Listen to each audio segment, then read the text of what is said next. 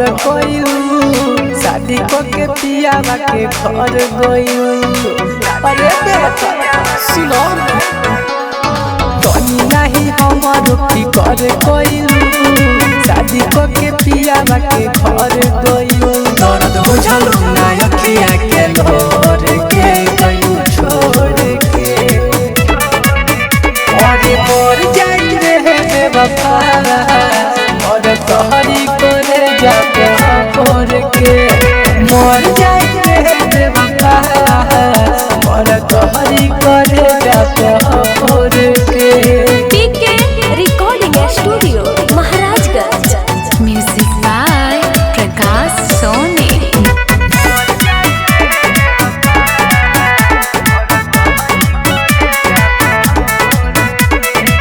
कोई कदर नहीं मोर विश्वास के रोवे के पड़ी हमारा लाश पे। जाई जाना जा हमर तोहरे गली से देखी ह खिड़की से झाँक के। कोई कदर नहीं मोर विश्वास के रोवे के पड़ी हमारा लाश पे।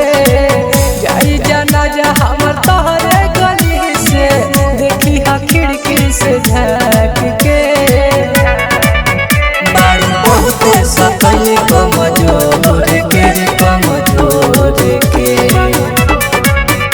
अरे मोर जाई रे बेवफा और तोहरी करे जाके छोड़ के। मोर जाई रे बेवफा और तोहरी करे जाके छोड़ के।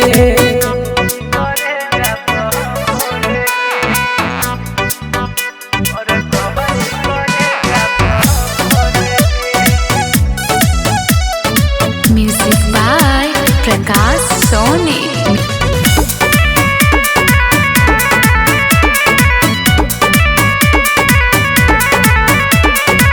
तू भूल गइलू ना हम भूल पैनी प्यार के बीतल बतिया हो।